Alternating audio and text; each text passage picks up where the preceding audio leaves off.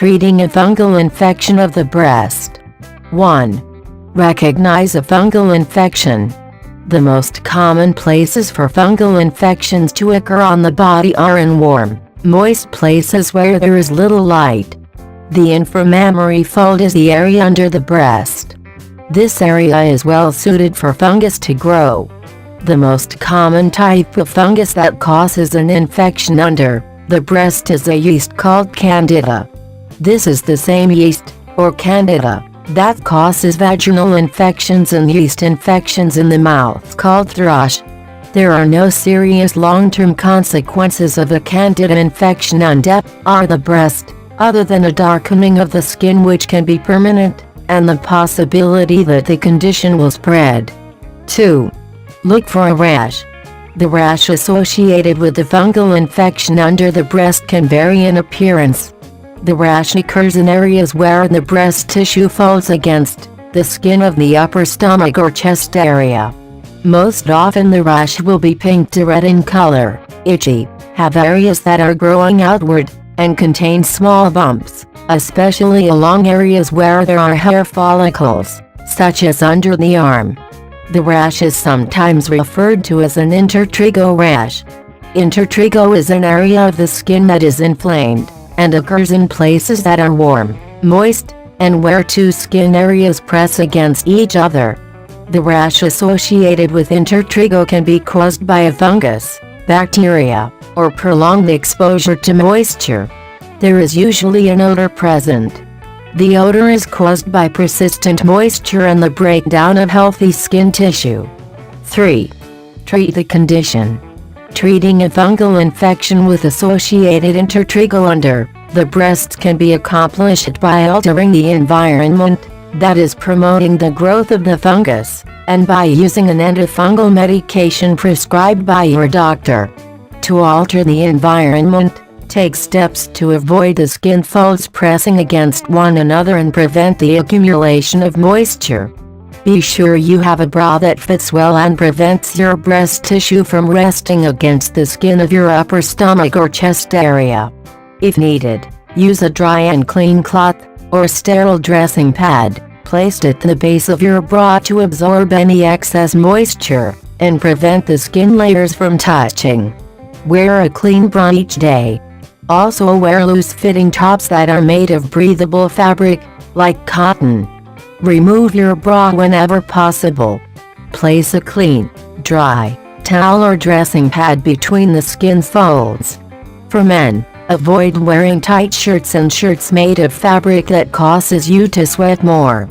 Consider wearing cotton undershirts to help absorb moisture. 4. Take steps to dry the area. Be sure you thoroughly dry the area under your breasts after bathing. It may be helpful to avoid dressing immediately after bathing. Take time to allow fresh air to access the affected areas of skin. Lie back on the bed or stand in front of a fan to allow the skin folds to be thoroughly dry before dressing. 5. Apply aluminum acetate topically. 5% aluminum acetate is available over the counter, as either packets or tablets that are dissolved in water to make a solution commonly known as Burow's solution. This is a solution commonly used to treat skin irritations, and acts as a drying agent to help prevent the rash from spreading. As with all products, check with your doctor if you have any concerns about treating the area at home. Seeking medical advice is always an appropriate step.